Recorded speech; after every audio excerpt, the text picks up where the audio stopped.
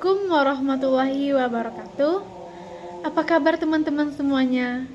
Semoga kita semua dalam keadaan sehat dan selalu dalam lindungan Allah. Amin.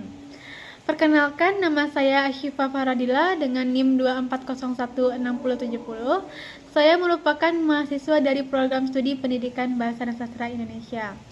Kali ini saya akan membahas materi tentang morfologi. Tetapi sebelum itu, alangkah baiknya kita berdoa terlebih dahulu kepada Allah Subhanahu wa taala agar pembelajaran kita pada hari ini dirahmati oleh Allah Subhanahu wa taala sehingga dilancarkan dan dimudahkan. Berdoa mulai.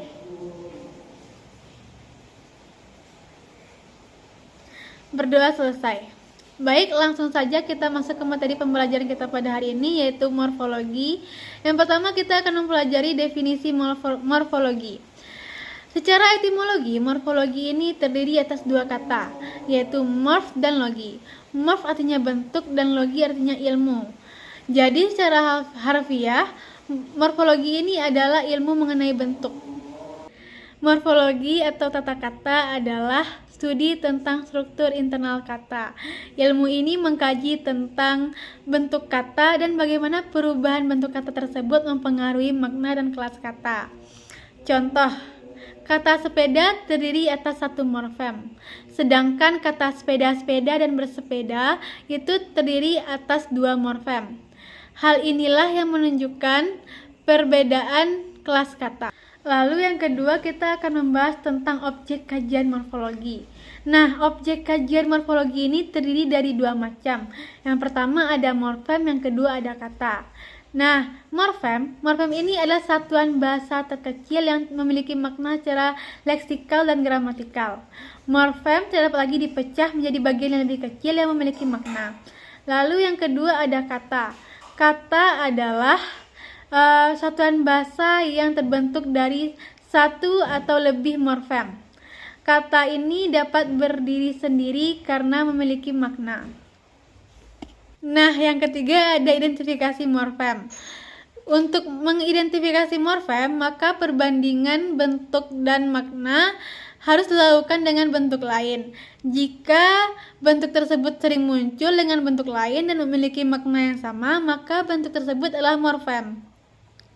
Contohnya, bentuk jalan dalam berjalan, sejalan, dan jalanan merupakan bentuk yang sering muncul dan memiliki makna yang sama, sehingga jalan merupakan morfem.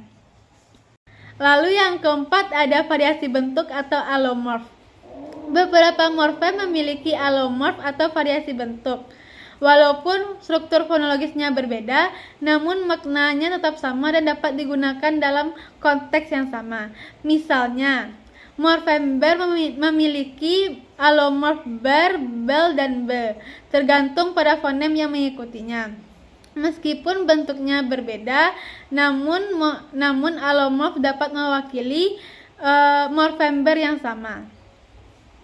Lalu yang kelima kita akan membahas tentang klasifikasi morfem. Nah, pada klasifikasi morfem ini terdapat kemampuan berdistribusi. Di kemampuan berdistribusi ini ada 4 morfem. Yang pertama morfem bebas, morfem terikat, dan morfem semi bebas. Yang terakhir ada morfem unik. Morfem bebas adalah morfem yang dapat berdiri sendiri, dan morfem terikat adalah morfem yang harus bergabung dengan morfem lain. Lalu yang ketiga ada morfem semi bebas. Morfem semi bebas ini adalah morfem yang dapat dipisahkan dari bentuk lain. Dan yang terakhir ada morfem unik. Morfem unik ini hanya berdistribusi dengan bentuk-bentuk tertentu.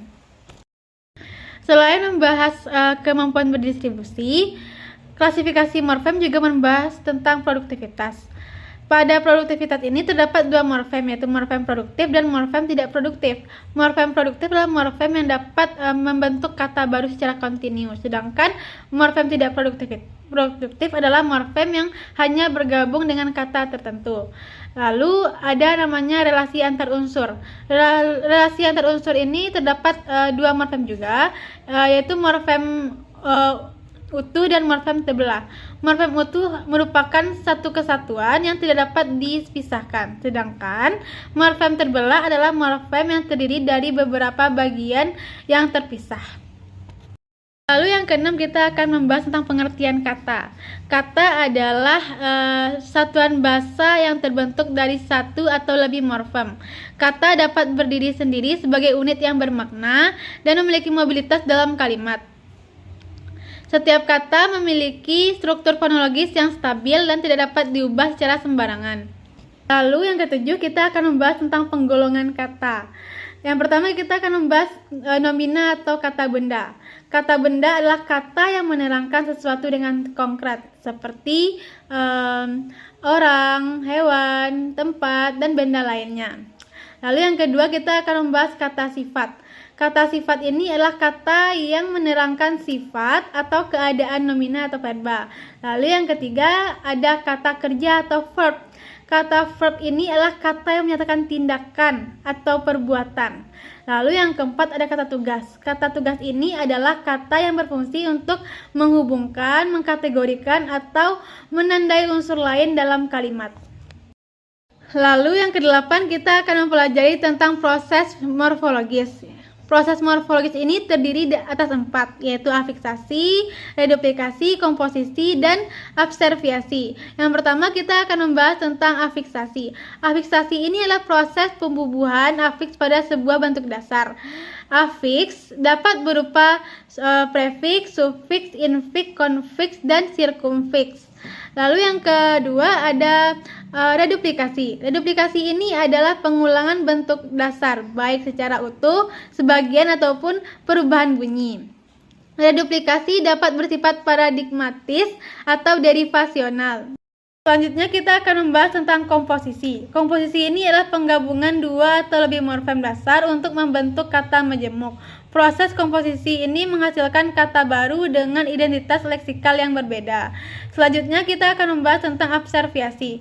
Abserviasi ini adalah penyingkatan bentuk dasar, baik berupa penggalan, singkatan, ataupun akronim. Proses ini menghasilkan bentuk kata yang singkat namun tetap memiliki makna yang sama dengan bentuk aslinya. Nah, jadi proses morfologis adalah cabang ilmu bahasa yang sangat penting untuk kita dalam memahami struktur internal kata. Pengetahuan tentang morfem, proses morfologis, dan pengklasifikasian kata dapat membantu kita dalam memahami bagaimana bahasa bekerja dan bagaimana kata-kata terbentuk. Nah, sekian pembelajaran kita pada hari ini. Jika ada kurang, saya minta maaf, dan semoga apa yang saya sampaikan ini bermanfaat untuk kita semua. Wabillahi taufiq wal hidayah. Assalamualaikum warahmatullahi wabarakatuh.